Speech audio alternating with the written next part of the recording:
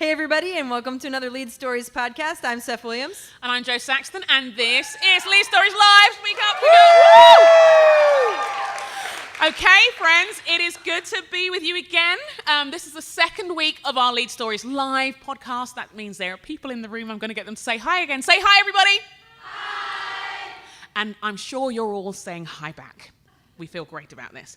So last week we looked at relationships, and we had a wonderful Q&A, and if you have other questions about this, we want you to keep on sending them in. We could, as you could tell, talk for years, and so we need you to send in all your questions. But this week, again, at the request of some of the group here that are hosting us, they wanted to talk about calling.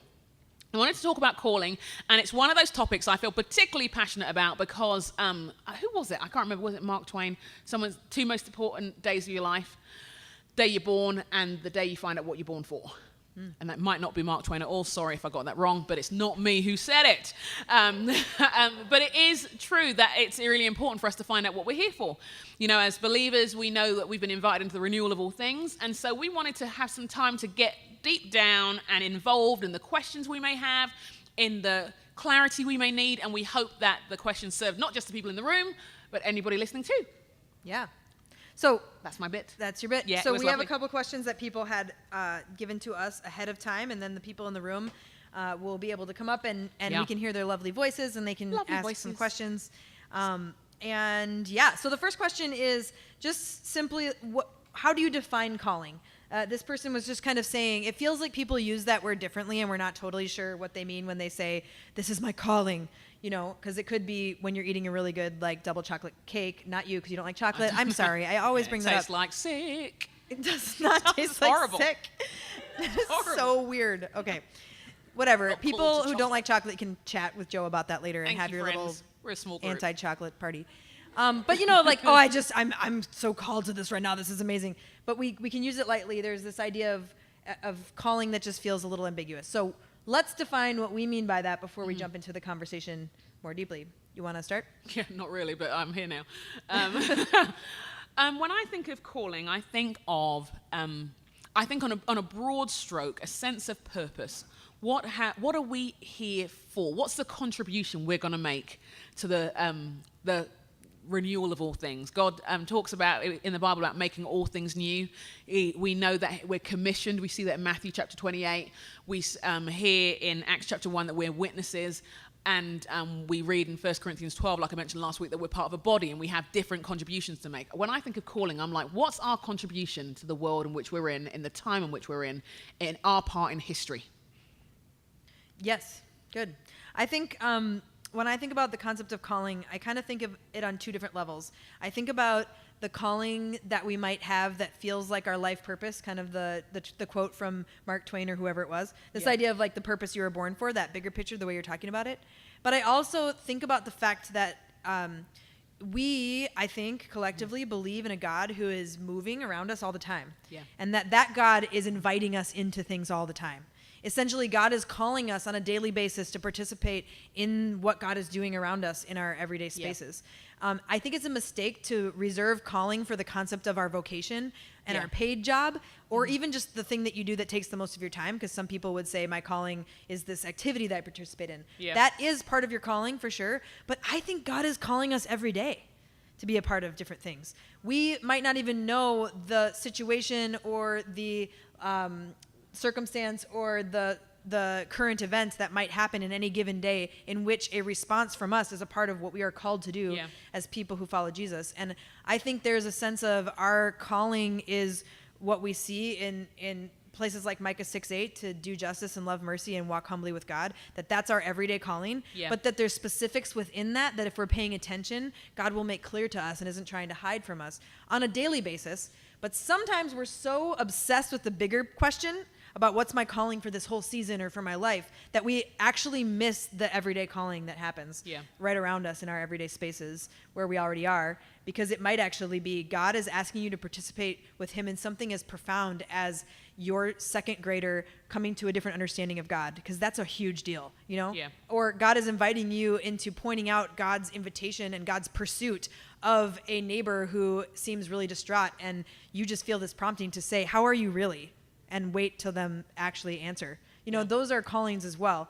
Or responding to the current events in different ways, things that are happening around us, those everyday callings. I think that those happen. That is a part of what our calling is, to step into justice and step into mercy when it wasn't a part of the plan, when it wasn't a part of what we get paid to do, when it wasn't a part of the team that we're on. It's a part of what it means to be people who represent God in our space every day. Yeah. So I think it's those two spaces. So when I think about calling and purpose, I really naturally think of them as that bigger picture question that is often a season of life question, and then the day-to-day, what's God calling me to do today and to be a part of today. Good stuff. Yeah. Okay. So the second question, and then you can begin to line up. We'd love to hear your questions. Don't rush it once now, ladies. This is a question that's come up, and actually, this is a good question in regards to what I just said. So how do you handle seasons of life where you feel like God is really silent? And yes, God is moving, but I don't really see that, or I can't hear his voice. Yeah. How do we handle that? What would you say? I would say that one of the things that helps me in this is I don't know, when we look at most of the characters in the Bible, whether they knew what they were going to do. Do you know what I mean? I don't know that they knew. Like Esther. Did she know, or did it emerge? Do you know what I mean? Did she know what she was going to become? And I think when we look at the lens of when we look at the Bible, we want to be sure not to say, well, she did this and he did this, so therefore we must know this. But actually, we get to look back on their lives. And so often we can work out what we're about when we're looking back. And we look at what's happened over the number of years. So in the light of that, what I find helpful is, what are the things that Jesus was really explicit about? One of the things he was explicit about was making disciples. Go make disciples of all nations. Reminding them of everything I've taught you. For me, when I'm confused, I ask myself the question, am I discipling anybody right now? Yeah. Because if I'm not, then I probably think, okay, well, I probably need to attend to that. Now, that may be in the context of our family, it may be broader than that, but I often ask myself, am I discipling anybody? The next question is, am I telling anybody about Jesus? Mm-hmm.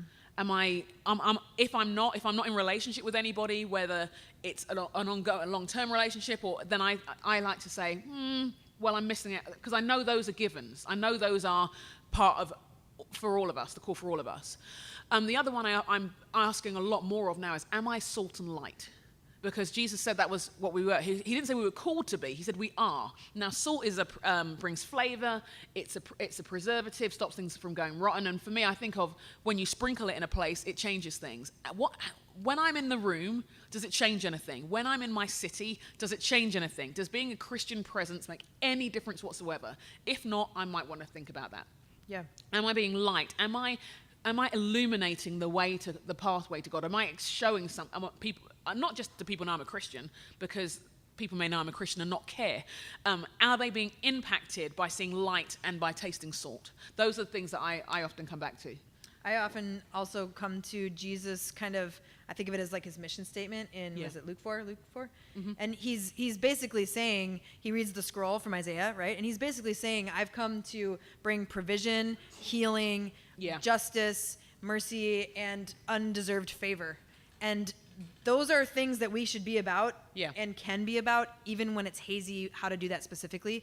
And so I'd just say start stepping towards those things. That was Jesus' mission statement. He did the whole drop the mic, boom, I read that scroll. That's what I'm about.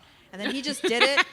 So we can move towards that. I'm a real big fan, I think I've said this on the podcast before too, of the concept of discernment through movement. Yeah. Think about the fact that you're standing if you're standing in a specific spot, I mean, literally, think about you're standing in a spot and you look around and you're outside and there's a tree in your way and a car and a building.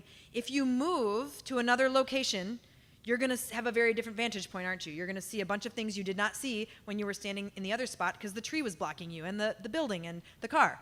And now you see other things. Yeah. And if you would not have moved, the thing that God was maybe hoping to speak through wouldn't have been there. And so discernment through movement, moving to these different spaces while being very aware of your surroundings and what God might be saying, I think is huge. One of the things my spiritual director always said to me does say to me, is we are walking backwards into the future.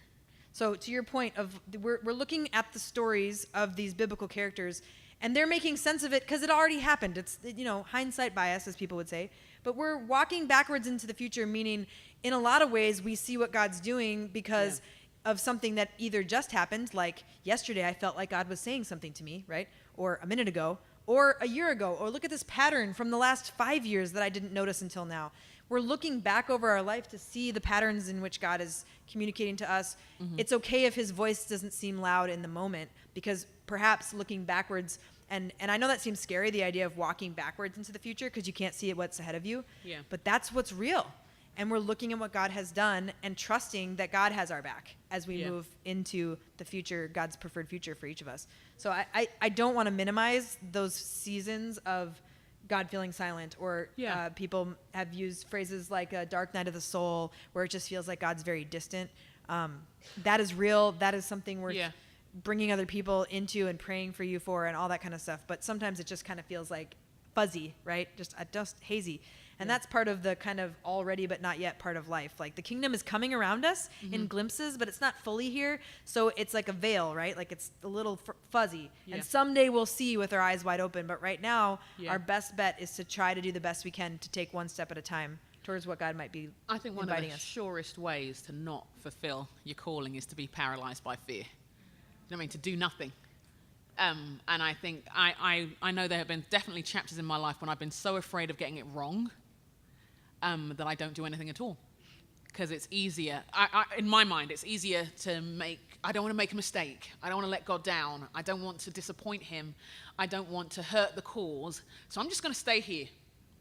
And I will be, until he makes it really, really, really, really, really, really, really, really clear, I'm not going to do anything. And we call it waiting. And it's actually paralysis. Do you know what I mean? We call it waiting. I'm waiting on the Lord. I'm waiting on the Lord. Nota bene, that also happens in the relationship thing, but that was last week.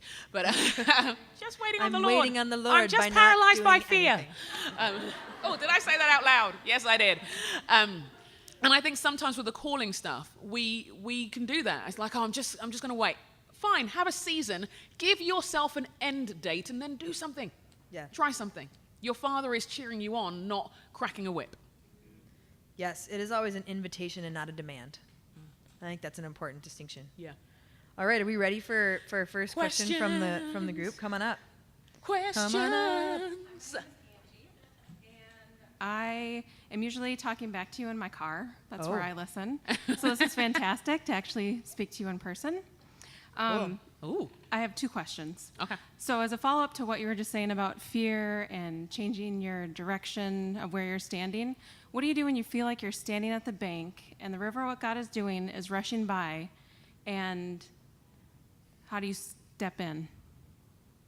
Does that make sense? When you've Why taken, aren't you you've taken, stepping in yet? Well, I've been stepping in, and Yeah. doors keep closing. So what do you do? Now you just switch metaphors on us, but that's fun. Okay. You know what I mean? Like the mixed metaphors are kind of fun sometimes. Yeah, like, a well, there's dock the door comes out in the from river. the door. water. And it floats on it. And it's awesome. Sorry. Okay, so, but the river, so like you stepping into the river, but it feels like this isn't right. Or I and- keep putting my toe in yeah. and keep pulling it out, maybe. Or I like the door metaphor. Do you pull it out, or does it get kicked out? I feel like it gets kicked out. Okay. Like Okay. I keep walking through doors and they keep closing, and then I knock and try to force them open, and that's not working either. And then my other question is thinking back to last week when you're talking about how in the church work just has to get done, like Yep. the cart just has to be pushed It's true. and things put up. How has serving in those roles that are not your life call, how have they contributed to where God has led you in leadership, and how has that led you? Oh, I have great answers for that one, but who knows about the river? You got this, Joe. Boom. I think when I think of a couple of things. One, I think calling isn't and working into what a sense of purpose isn't always easy. It isn't always easy. So I like the fact that you keep on going at it for a little bit, because certain things are a bit of a fight. Certain things are a bit of a labyrinth. We've got to work our way through, and sometimes there's even some purpose in the wrestle. Do you know what I mean? Like the Israelites wandered in the wilderness. They didn't have to wander quite as long as they chose to, but there was a journey. And so my questions I would get you to reflect on would be, is God doing something in the journey and that you need to pay attention to?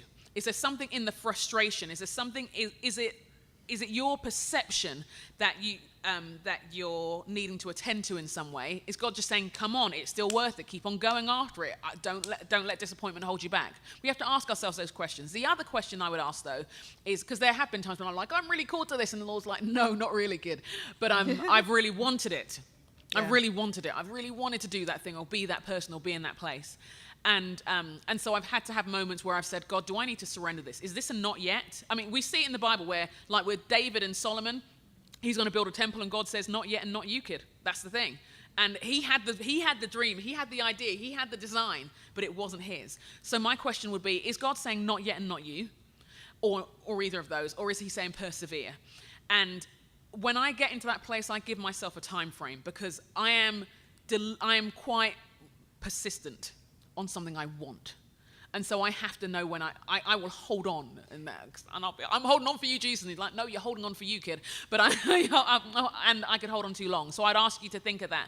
And then I would, and maybe with someone who can tell you the truth of who you are. Like, there are times when Steph and I talk about stuff, and I'll say, like, what do you really think about this? Like, or what do you and we have these conversations with one another. What's your real take on this? So someone can say, they see what you're doing and they see how you're trying and saying, the call is right, the place is wrong. Right.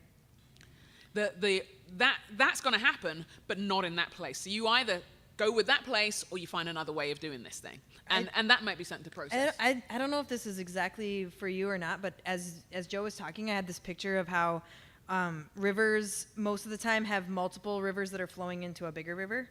And so I wonder if you feel called to the river because of what's flowing through. And it's actually, I need to walk through some wilderness and find a different access point to the same river. Or another river that's going to flow into the same mighty, around here in Minnesota. The Mississippi River has all these rivers flowing into it. And if maybe there's, whatever it is that's pushing you out, the crocodiles, there's no crocodiles in Minnesota, but they're keeping you from going in, right? Something's keeping you from going in here. So what if you walked downstream or did some hiking or over, something that's coming up to me, like what, maybe this isn't the right access point for some reason. And I don't know what specific barriers you're speaking to, but maybe take that image into prayer, because it just came up to me the whole time Joe was talking. I just kept picturing this idea of the river flows into a bigger river, so maybe we need to bypass this stream and get to the other one somehow. This is what you were kind of saying. Yeah, totally. I think we would both say there have been times there are things that we felt called to, but that if the doors didn't open, we had to keep on we had to say, okay, do we let go? Is it not yet? Or do we keep on moving and thinking, okay, well, let's find another entry point. So your second question was about times in life when we've been a part of teams and serving and different aspects that we don't even like doing, but we do it because it's part of being a part of the family and we're all just getting on board with it and doing it. And how has that then been building us for what we were going to do later, our maybe bigger picture calling that we're thinking about? That's the question, right? I have a lot of examples, but I'm going to give you one that I think is a really good one. I have others that are just like this one, and it has to do with toilets. Okay, so of course, I grew up in a home where we did chores, so I cleaned toilets. That was part of the deal. And so, for whatever reason, by the time I was in high school, this is going to sound weird. I can't believe I'm saying it out loud. Yeah, I actually enjoy cleaning toilets because for some reason, like, they're dirty and then they're really clean. Like, I just like the feeling. And I don't like washing dishes, for instance. I'd rather clean toilets. I know it's weird. I've confessed it in other settings. But I would rather clean toilets. And so, but at the same time, I don't really like doing that. Like, I don't like cleaning toilets or doing dishes at all. I don't like doing any of the grunt work. No, most of the time we don't. I'd rather be doing something else. But when I was in high school and college, I started working at a Bible camp, and guess what they had me doing? Cleaning toilets. And I was cleaning toilets all the time. And guess then what happened? The toilets would break. And then the handyman guy, instead of just fixing it, he would teach us young staff members how to fix the toilets, which was awesome because my first job in college was to be a resident assistant. And I was like, we're in the dorm and it's 2:00 in the morning and the toilet's broken or something's happening. And I'm like, I know what to do. Give me a Phillips wrench or Phillips screwdriver. I know what to do. And then after that, I became a resident director, and I was overseeing a residence hall of 300 students now. And I remember one specific incident where a urinal on the men's floor overflowed and was leaking into the next floor below. That's how we found out about it, because water was rushing. And I knew how to turn that urinal off. And I had to wade through urinal water up to my ankles, but I did it. And I also knew how to clean up after that. And and then I'm thinking, but this is the weirdest skill, right? And now one of my callings in life with my mom is to find property for people to live in the city, to do intentional missional living in the city. And so we own like 6 toilets, and one of them is always broken. And it's very expensive to have professionals fix those. So you always try before you hire the plumber. And all those toilets have like splashed me in the eye or whatever, but I try to fix them first. And then, you guys, I kid you not, and then I'm a pastor of a church, and we are a portable church. So when the toilets aren't working at the school, we call the engineer. I'm not dealing with that. But guess what? Our church has a training center now, and we've got 3 toilets in there, and they're breaking all the time. And I don't know if anyone else is a pastor in the room, but guess who ends up cleaning and fixing up the toilets? It's the pastor, because that's who's there when it's overflowing at 10 o'clock on Saturday night because you're finishing your sermon.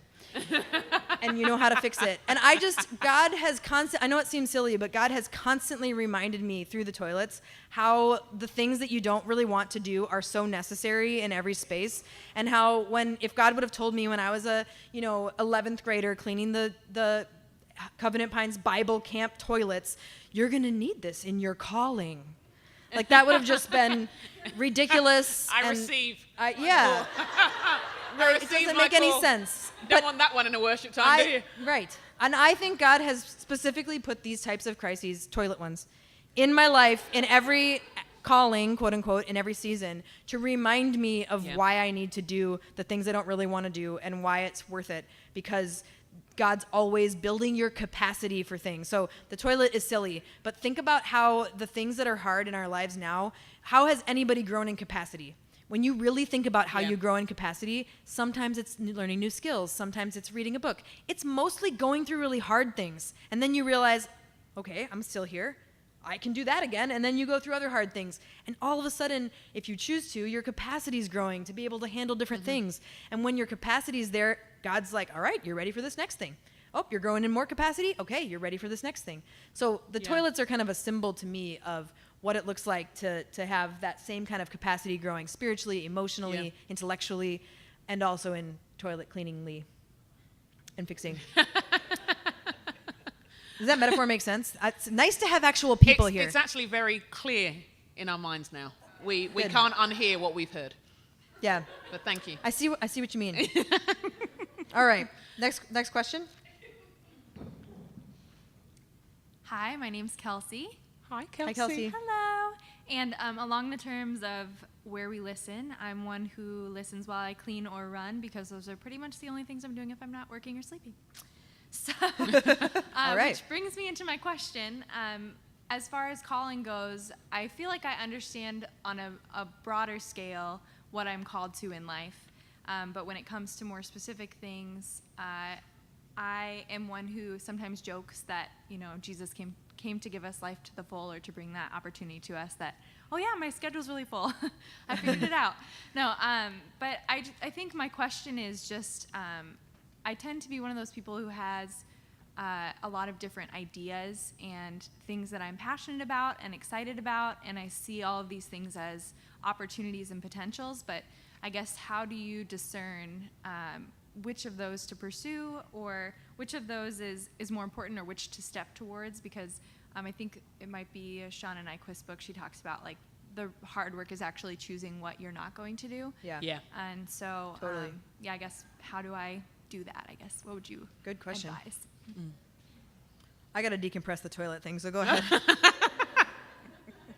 I think first of all, I want to affirm the fact that you have lots of ideas. Like we have, there are lots of things we could do and could be, and sometimes it's just a really good exercise to dream and think of things. And like I have lots of ideas of how I want to see the world changed. I will not do most of them because they can't all be done in one body. But they help me get to other places from time to time. I think one thing I would say, if you've got lots of opportunities or lots of ideas, I'd say pick one. And pick one that you like. Pick one that you enjoy. Pick one where there seems to be an opportunity with the people around you, where there's some room to maneuver. Pick one that inspires you a little. And those things will impact us in different ways. So for me, I tend to pick the one where I'm like, does this sound kind of crazy? But still legal and still healthy. Do you know what I mean? It's like, Yeah. Does this sound kind of, because I like risk. You totally do that. I like risk, and I like the kind of God, unless you come, this is going to be a nightmare. And not drama for drama's sake, but a sense of I want to see the kingdom of God come. I want to see Him do crazy things. That's part of what I love to do. So that's for me the idea. Sometimes I look and think, well, what am I gifted at? Where could this go if I try this for a while? And I give myself permission to change it. I give myself permission to think, well, that was a great 6 months, and it might have worked. But do you know what I mean? It might have been a blessing for one thing, but it's not going to go much further than that. But I also give myself permission to try it for longer. I think sometimes it's an unnerving thing when you think, but if I go after it, then I'm going to have to sacrifice others. And sometimes it's just nicer to dream for a while and think of all the potential and all the things we could do and all the things we could be, and almost thinking about our calling becomes our calling. Ooh. Thinking about it becomes our lifestyle, and dreaming about it, it's sort of like if you dream it, then you've done it. No, you were just asleep. But I Also, think liking it on Facebook is not doing it. I knew you were going to say that. I was waiting for your don't tweet. Or getting it. the T-shirt. Yeah, It's no, not the same. that's not the same. But I would give yourself and maybe chat with your friends and your people who you know and trust and who aren't jealous of you. That's always awkward if you do it with people who are jealous of you, because they'll tell you not to do anything. Did I say that? I did, yeah. But I would, but give yourself a chance to try something. Allow yourself the adventure in some ways, and decide what you. The weirdest thing about the calling stuff is some of it's just real practical. Just make the time for something and give it a go. And it sounds so unspiritual that way, but I think God is really practical. I think calling is really practical and earthed in the reality of our schedules and our everyday lives and things like that. And we've got to start. It's not like when God calls you, the waves part and everything else suddenly makes sense and is easier to clear. There is sacrifice and hard work and mundane and all that in it as well. Yeah, and I think a good question is just, is this a season of trying things, or is this a season where I'm being called to give more to something? And Yeah. so I think that there's a lot of seasons in life, especially when a transition might be happening or something like that, where trying a little bit of a lot of stuff is maybe a good idea, because that's actually going to be directional. That's discernment through movement. And then there's other times when, if that's starting to feel like you're getting stretched, it's really thin, or you're starting to use Kelsey's example of living life to the full means my calendar's so full that I can't breathe. Then the question is, well, okay, so then actually the hard question, which is what should I not be doing, and some of that. But listen to what season you're in, because there are seasons that happen sometimes, in my 20s I'm trying a lot of things, but that can happen again in other seasons of life, in your 40s and 50s. Oftentimes when people become empty nesters, there's a time of experimenting again. Great.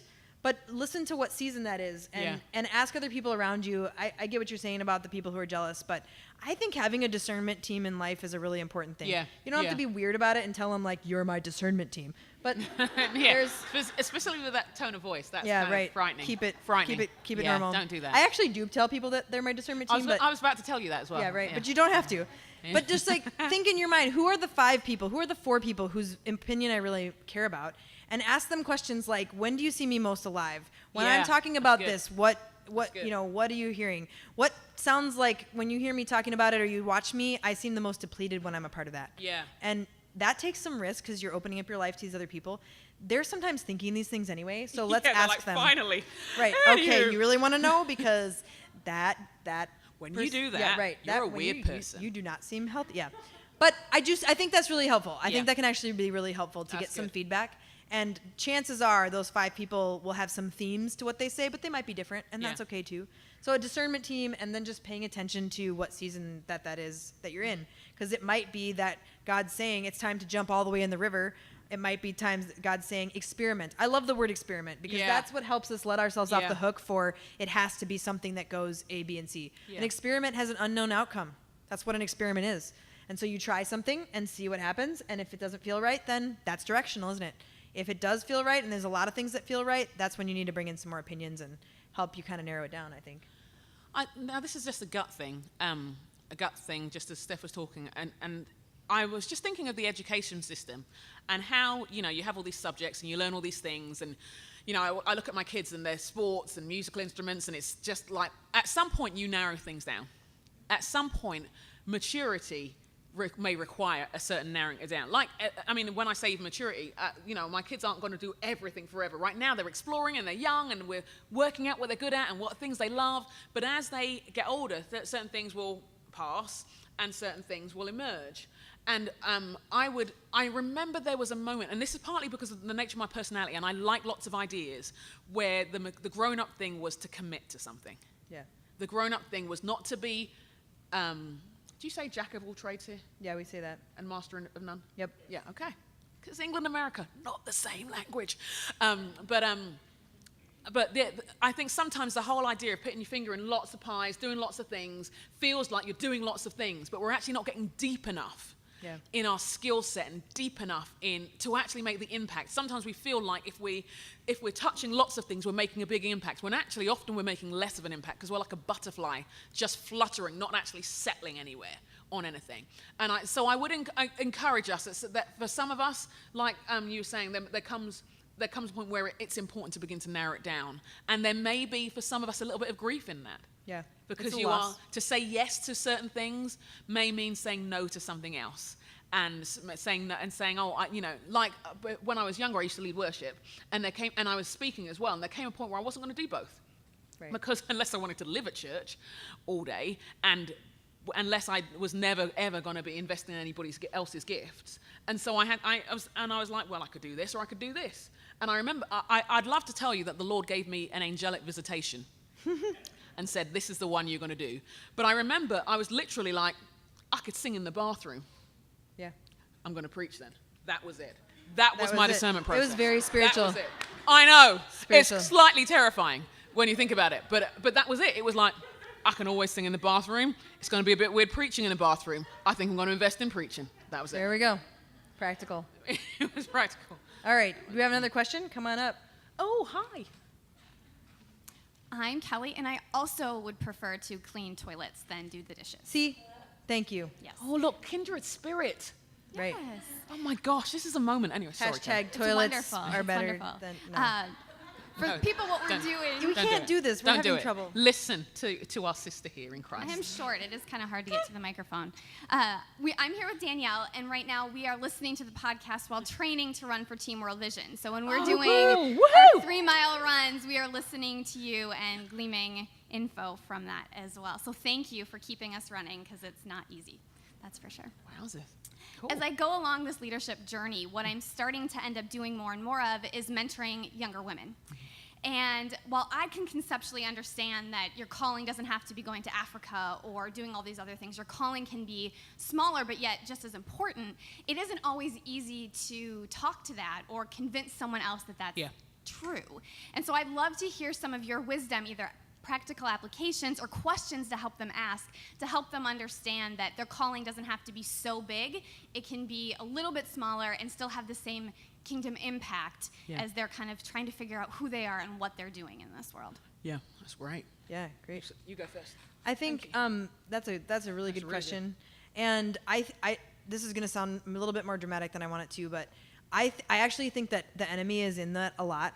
Because if he can convince us that the only real calling is to do these really big things for God, which is a calling, that and the other things, the everyday stuff, is not what God's calling us to do, or the local things, or the mundane, then he's got us beat, right? I mean, that's a tactic because he is the father of flies. Very convenient. Yes, that's what he does. So I think there's a little bit of that, and calling that out would be important. Mm-hmm. But some of it, I think, just kind of has to go back to this idea of capacity, right? And so if you're mentoring someone who's maybe in their 20s, their young 20s, and they're so pumped, and I don't think we should be in the habit of squelching anybody's passion or trying to convince somebody that their dream is too big. I get that. But it's kind of like, if you really think that God is going to call you to do something like go to another continent, live amongst a people group that is completely different than you, which is a big deal, and that's very difficult. You can read about that and learn about that. Then what are you doing now to build the capacity to know what God's voice sounds like, to step towards God on a daily basis so that you won't lose your mind when you do that?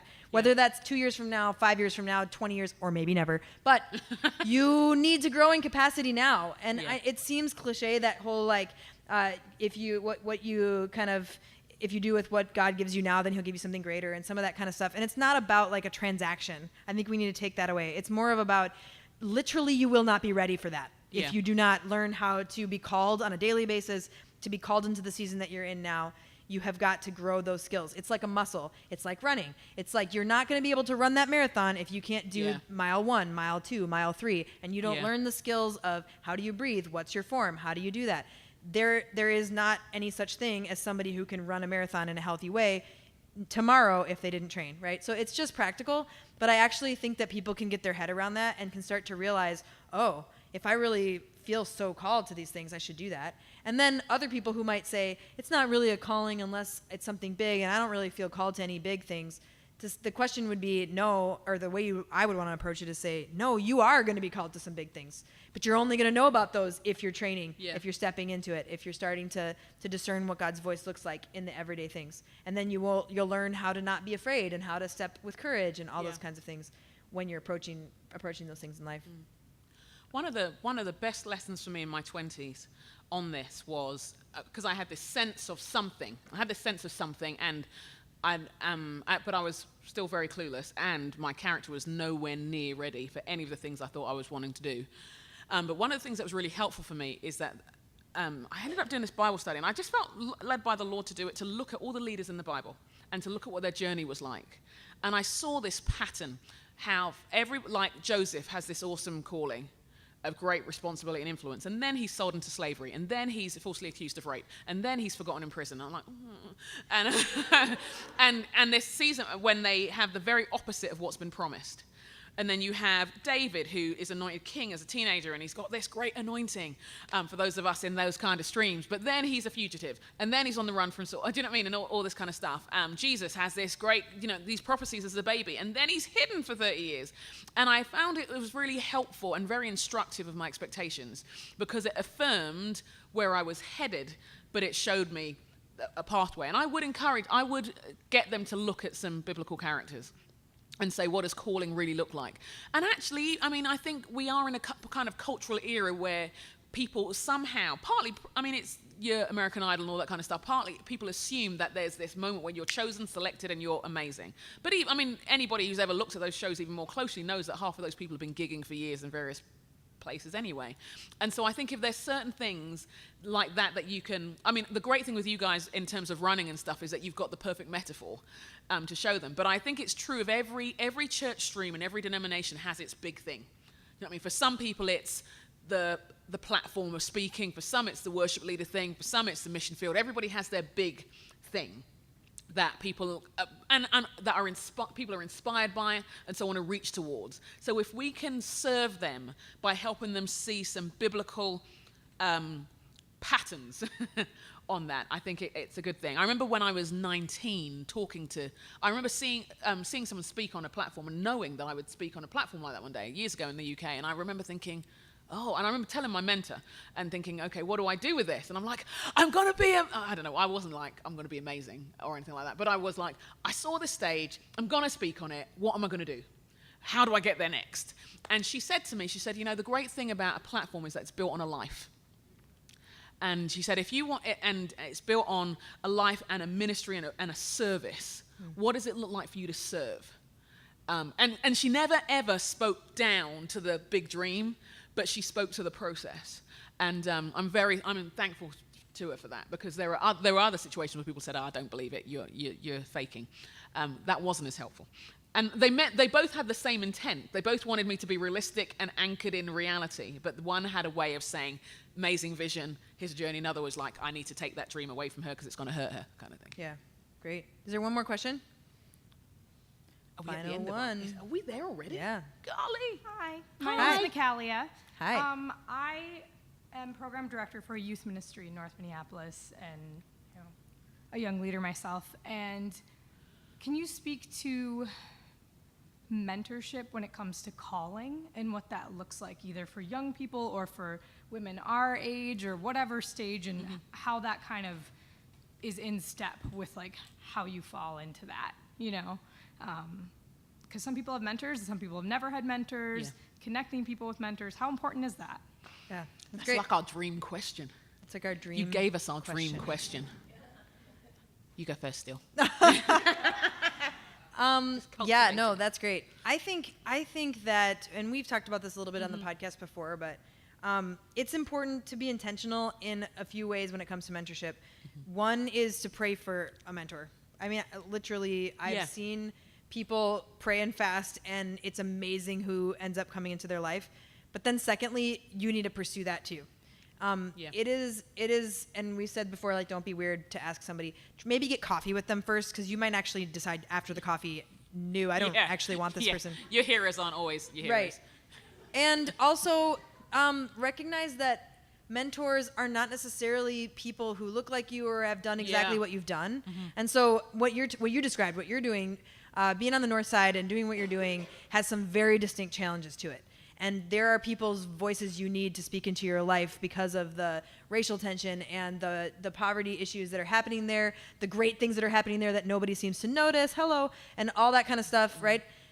There's a lot of complexity there. And so seeking out some voices and wisdom and expertise would be really great.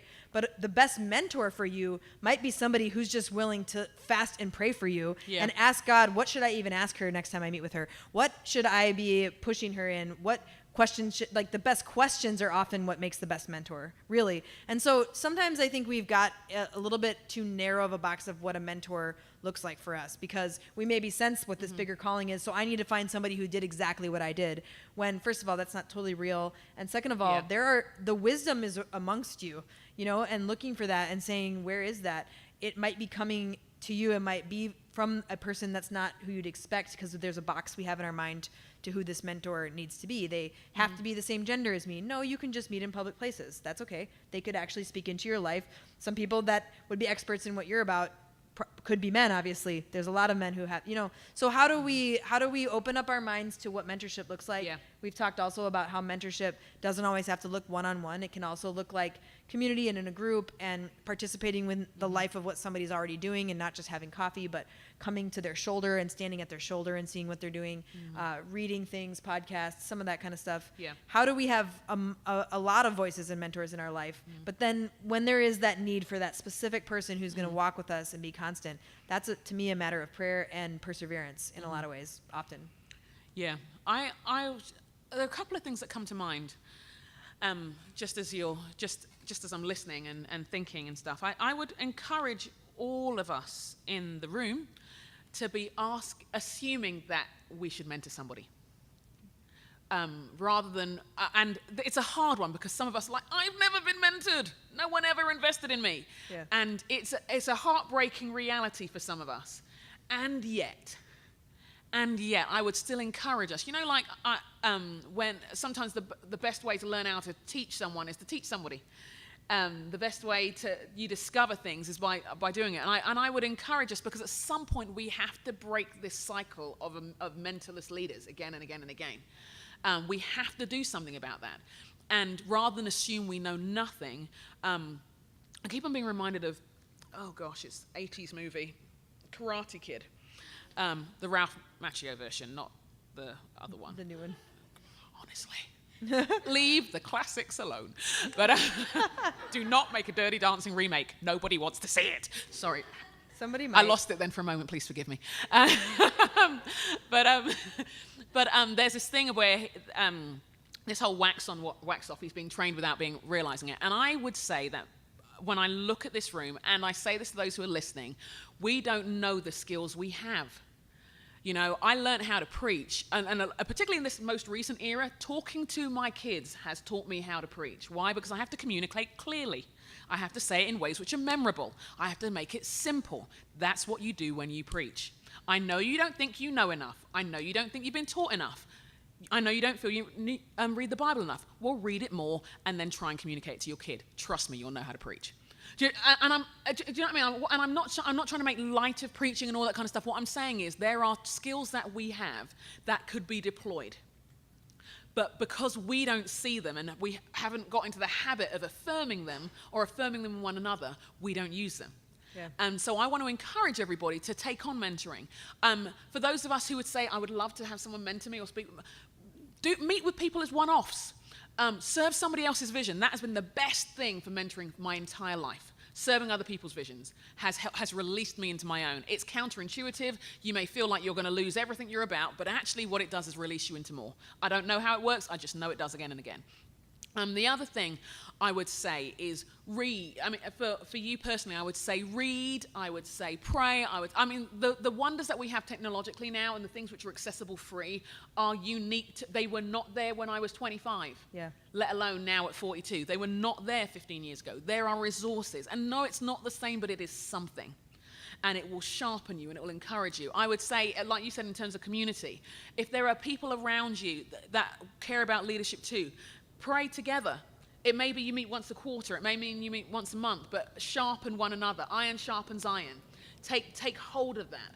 And I would encourage you to persevere in it. You have another question. Come on. Yeah, go for it. I find that people in leadership are so busy.